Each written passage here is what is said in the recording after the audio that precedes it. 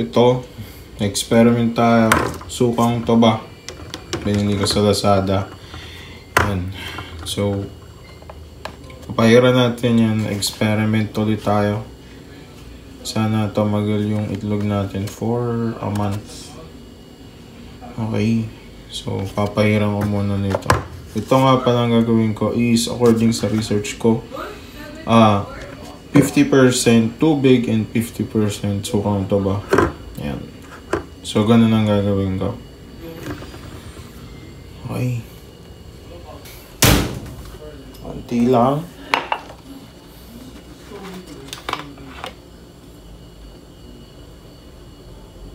So, ito yung measuring cup ko. Ito. Yung mismo. Since ito ay puro. So, isa.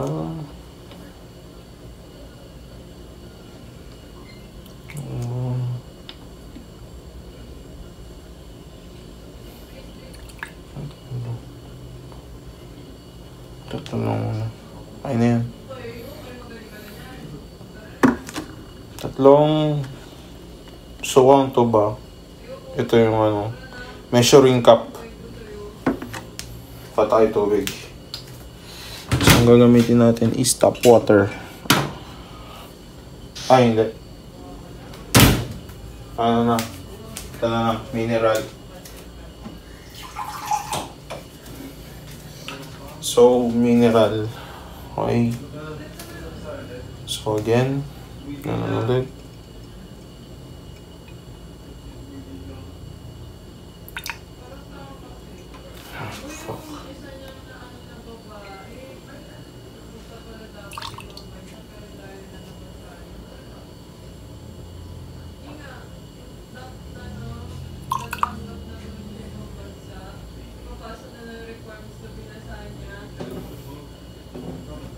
So ito binawasan ko kasi may tumulong tubig dito kanina, nagaling dito. So yun. So sana this time mag-succeed tayo. Tissue. Sabi nila ang gagawin is i-dip mo onte. Yan.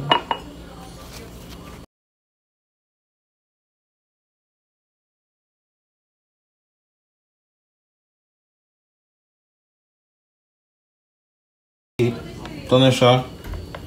I-ano ko na lang, ipa-plot ko na lang kung kailan tayo nagsimula. Today ay July 2. Ay July 2. So, next week reels tayo, titingnan natin kung ano yung resulta ng ating experiment. So, dapat hindi siya watery pag biniyak ko.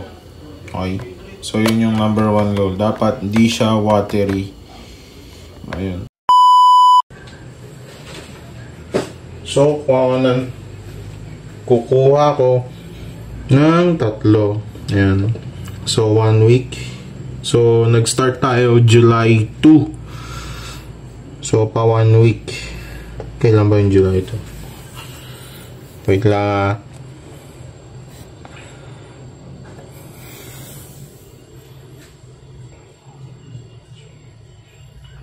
So, bukas, Tuesday pala yun. July 2 is Tuesday. So, bukas ikaw 1 week nila. Itong itlog. O magbubukas na tayo. So, dapat ang itlog na to ay buo pa rin as expected, no? So, ang ginawa ko is sukang toba, 3 scoop nito mismo, tsaka 3 scoop ng tubig. Ganito rin kadami ito. So, ito yung measurement ko, yung takip niya. Yan. So, magbubukas tayo.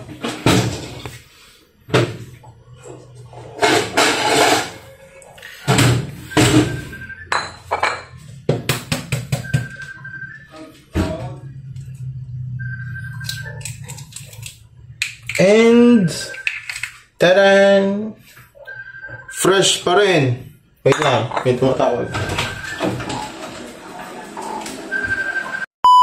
So mga kabibo, 1 week na. Fresh pa rin. Yan, kita nyo? Yan. So papakita natin. Yan o. 1 week. Ganyan pa rin siya. Okay. So, sa ika 2 weeks, dapat ganun pa rin. So, bukas pa tayo. Buong buo mga kabibo.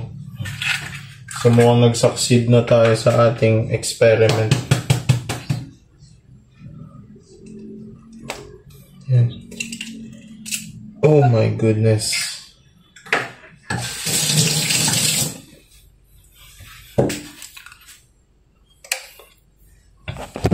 So, yan mga kabibo.